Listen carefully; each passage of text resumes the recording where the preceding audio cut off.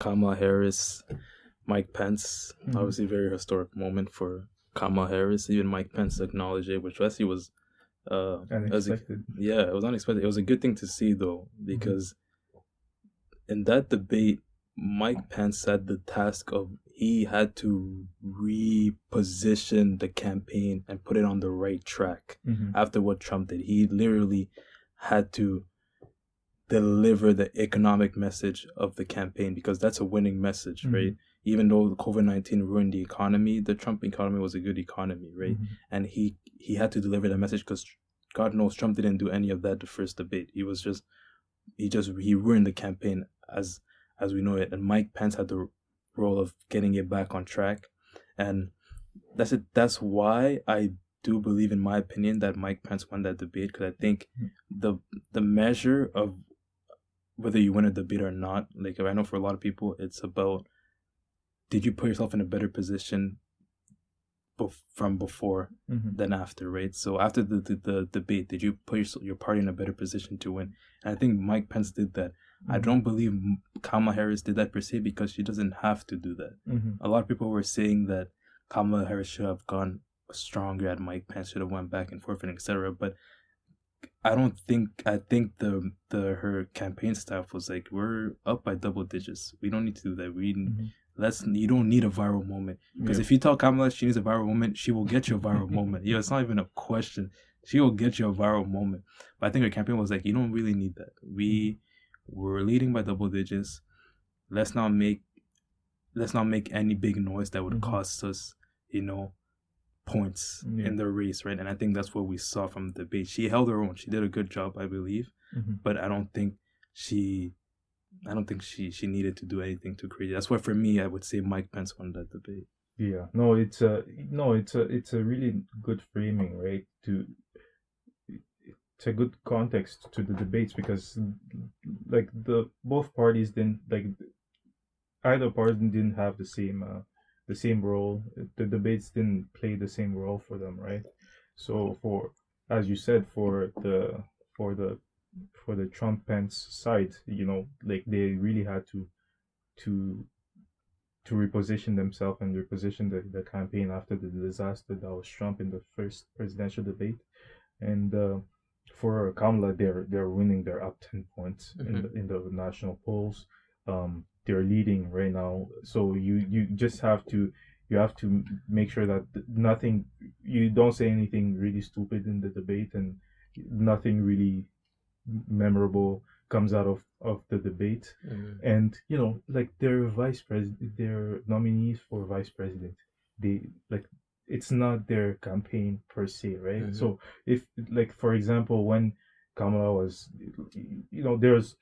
there's this talk on Fox News about how Kamala during the primaries was against fracking, but now that she's the running mate, she's saying that the Biden Harris uh, uh, ticket is not for to for banning fracking, and then they're saying, oh, she's a hypocrite, which is it's not true, right? Mm-hmm.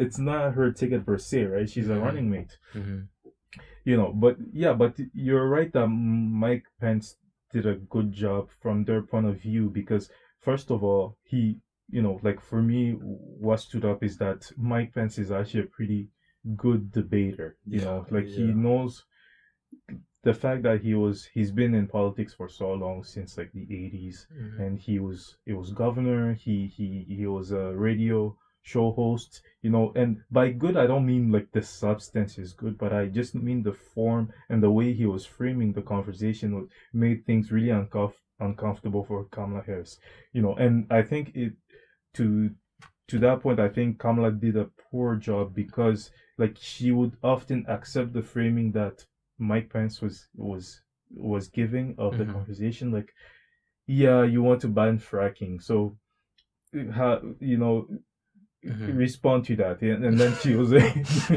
she had to Yeah. actually defend that, and then Mm-hmm. there was also the whole thing about taxes. So Yeah. you're saying you're going to repeal the entire Trump taxes, so the taxes are going to go up for every single American next year. which which is just a Um, bad framing, because you can yeah. Repeal and replace. repeal and replace it. And the Biden campaign has said that they're not going to increase taxes on anybody who's making below 300,000, I think, Hmm. or 400,000. I I'm think it not was sure. 400. Yeah, so like, you don't have to accept those framings. And Mm-hmm. then the other thing too is that she worked in that, she debated in that framing, and then she also didn't highlight the popular stuff that the Biden campaign is promising, so such Mm-hmm. as like increasing the minimum wage. you know Mm-hmm. that's like a really popular policy idea, and Mm-hmm. then like, to have Pence defend not increasing the minimum wages is a hard job for and it's an unpopular position for Republicans, right? So, Mm-hmm. but she never mentioned it, and there are Yeah. many of those instances. That's why I think, like, for me, she really underperformed. Mm-hmm. But it, anyways, it was like a low stakes debate for her Correct. anyway. So, Yeah. like, despite the fact that she underperformed, it doesn't really affect the race Mm-hmm. significantly. And what's interesting about the VP debates aren't like they don't affect races most of the time. They're Mm-hmm. not supposed to affect races. Not many people actually watch VP debates, to Mm-hmm. be honest. But obviously, this is different now because coming from that presidential debate, people wanted to see, okay, well, what's going to happen in this one? Is it going to be the Mm-hmm. same thing? And it wasn't. And it was refreshing. That was a point that was refreshing to see. It was Mm-hmm. normal. It was cordial. Mm-hmm. They're debating in a friendly manner and etc. And what's interesting is that at the beginning of the debate, I believe Kamala Harris was dominating him because Mm-hmm. they were talking about coronavirus, and then Mike Pence was attacking Kamala Harris, saying, "Oh, your plan looks exactly like our plan. It looks like plagiarism and whatever." And no matter what Mike Pence said, Kamala Harris would wipe it by saying 200,000 plus deaths. Because it's 200,000? unpopular. Exactly. It's really, people feel that the response was terrible. Exactly. So So, highlighting that unpopular position that the Trump campaign has is just hard for Mike Pence to defend. yeah, exactly. Like, he wasn't able to defend it. Like, and she kept repeating it. And I was texting one of my boys. I'm like, fam, this Kamala Harris is dominating him right now. But Mm-hmm. is as soon as you turn into talking about the economy and foreign policy and etc., that's when it's like, oh, it wasn't great for Kamala Harris. Like you said, like one moment where Mike Pence was like, okay, so you're gonna raise Americans' taxes. Like, obviously they're not gonna raise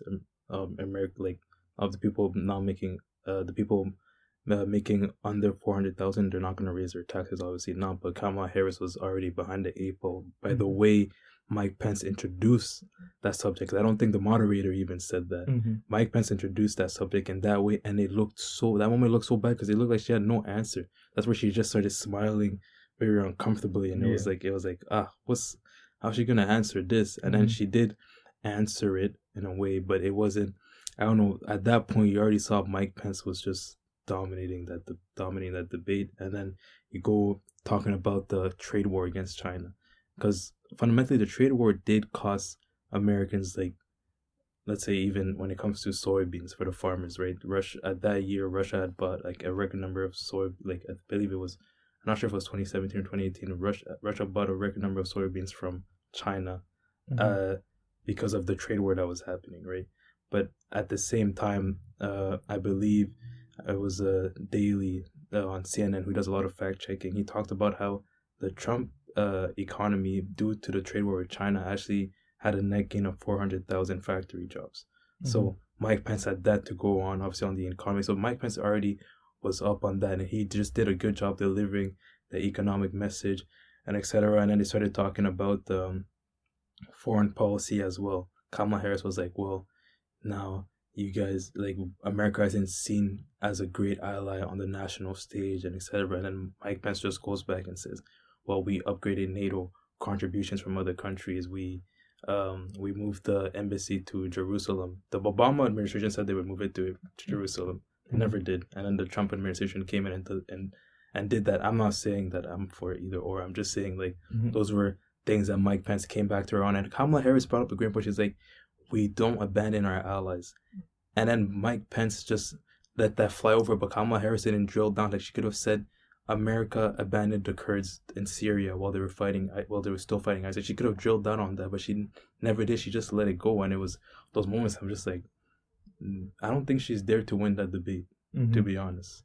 Yeah, no, I think she was just kind of making sure that it just passes, and people don't remember too much about it. Yeah, and even I think one of the best moments for Mike Pence, especially for the Republican voters, was when Mike Pence was talking about the story of Kayla Mueller, which was she was captured by ISIS, and then during the Obama administration, she had the the government had intel on where she was, and they could have went to go get her, but the Obama Biden administration kind of held back on it. There's probably a million reasons why, but as soon as Trump came in, the army moved into that location, and then it showed that she had been moved like 2 days prior, etc. So she had been kept, she was held captive by ISIS for more than 18 months. Now she's dead, and then the family said that she's like, if Trump had been president, Kayla would still be alive today. And obviously, when somebody brings up a point like that as Kamala Harris, you're not gonna go back against that. You're just gonna. She said my condolences or whatever, and it was just stuff like that. Like Mike Pence, it was so scary the way he just keeps the same demeanor, but he's attacking you such a nice way. Like it's the nicest attack you've ever seen. Like it's the covered in such niceness, but these are awful attacks. But he's just getting her, and I'm like, that's when I realized I'm like, yo, he's very experienced, and I'm gonna give my apologies to Mike Pence for saying that. I said that Kamala Harris would destroy him in the debate. I remember saying that early on a few episodes back, but I think I said that too. Yeah, no, he did a good. I was surprised. I don't know why I didn't take in. He's more experienced in that sense.